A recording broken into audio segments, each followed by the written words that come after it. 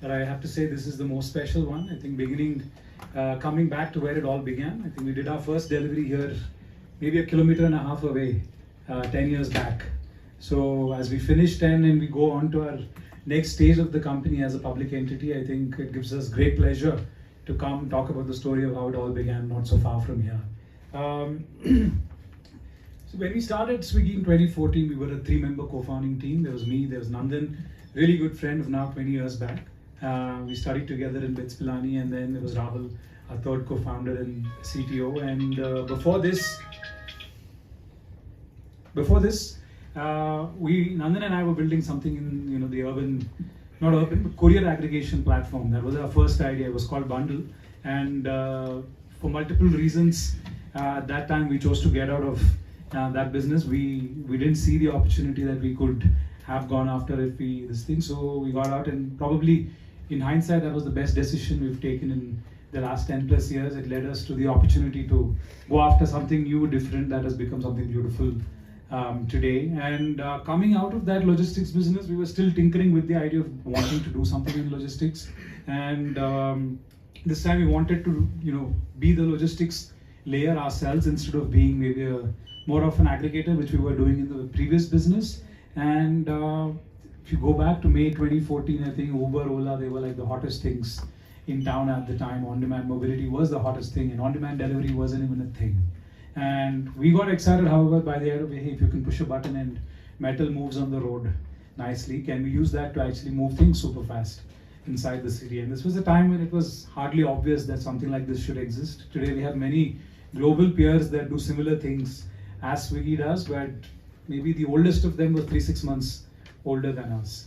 From like doing a first party delivery approach. Food delivery goes back a little longer, but on-demand food delivery through an own logistics network was very, very new at the time. However, we were captivated by the idea, and we said, hey, something like this must exist. And you couple that with both of us living the bachelor life at the time without any market research. We said food delivery is broken and we must probably do something here.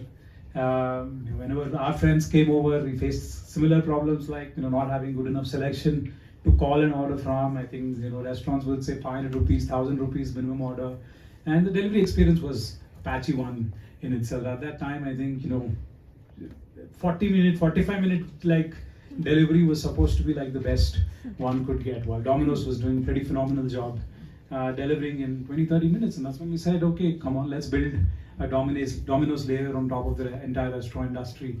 And we took a contrarian take. At the time when we came, there was already so many players who had a play. I think if you look at business like Zomato, they were in the listings reviews business for 6-7 years by then, and launched many cities before we could even finish our first city's expansion.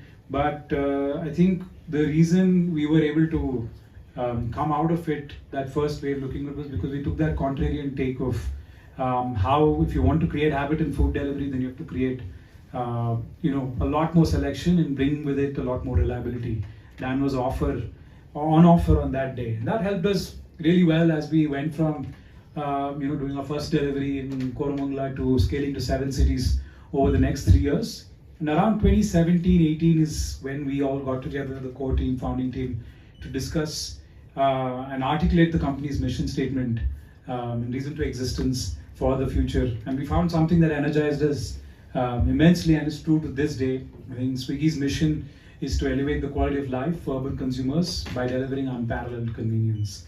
And I think it rings a lot more loudly in Bangalore than maybe in other cities. If you look at the last 10 years, I think living in the Indian cities has only gotten tougher and more inconvenient, thanks to there's so much economic growth and the country is like keeping up with it. But however, I think there is still a lot more inconvenience left living in the cities in normal. But if you look at the last 10 years again, and if you look at how India has it in digital convenience, I think we have it like no other country in the world. There is no 10-minute delivery of anything. In other parts of the world, there are no companies like Urban Company in other parts of the world. So we're really, really leapfrogging into a magical place as far as digital convenience is concerned. And to have played a small role, in the transformation of consumption at scale, to build this ecosystem is a deeply fulfilling thing for us, the company, for us as the founders, to just see something like this come to life. And even as we go into the future, everything that we do is going to be an intersection of the company's mission statement. It has to align to that and the right to win. And sometimes the right to win doesn't mean that you already have like crazy good capabilities on day one.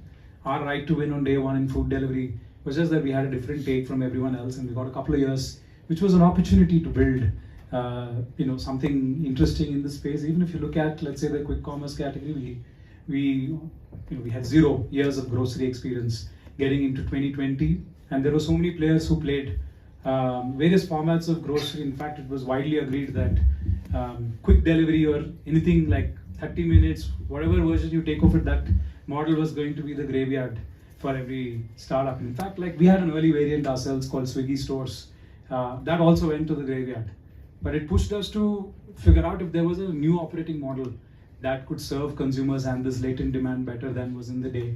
And we're happy to have found that first iteration coming true, and we were able to unlock, let's say, a new TAM. So I think everything we've done in the last 10 years has stayed true to this. Everything we'll do in the next 2 decades is going to stay true to this. And we're really, really excited about that mission. Even if you look at, let's say, if I have to simplify Swiggy's overall growth flywheel over the next 1-2 decades, I'm going to try it. I think today everything we do serves the top 150 million consumers in the country roughly. And as we go into the next 1-2 decades, if you believe the GDP per capita story of India, we definitely think whether it's 10, 15, 20 years, we don't know, 15, 20 years maybe, it is going to be a 3, 4, 500 million user consumer base that we will be catering to. So every year, new users fall into the part of the pyramid that we operate in. And every year we're constantly piloting to see if there are things that belong in the future. Most of them don't work, but some of them do.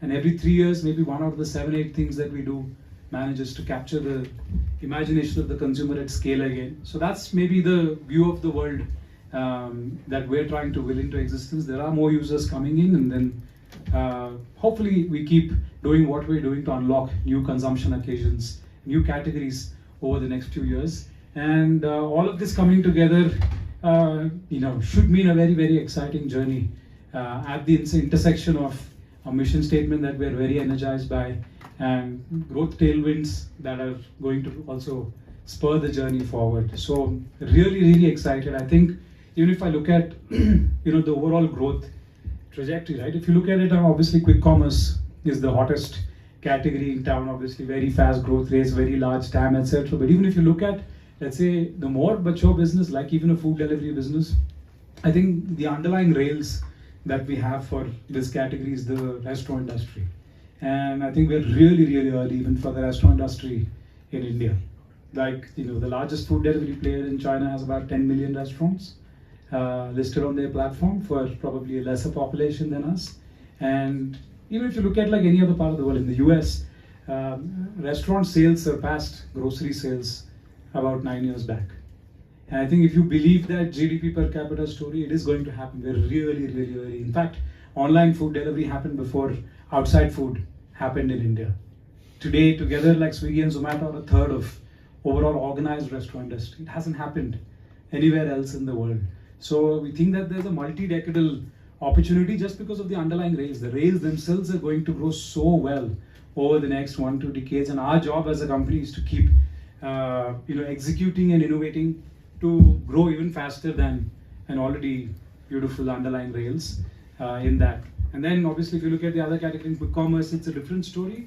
It's already a very, very large TAM that we're playing in, and we'll talk about more numbers over the next few minutes to get into greater detail. But yeah, I think all of this coming together, being at the intersection of so many exciting categories, being where we are at a time of India's economic growth, being where we are with the teams that we have to be able to innovate and figure out new paradigms for the future. All of these are things that we're constantly excited about, and love your support as we get into our next phase of our journey.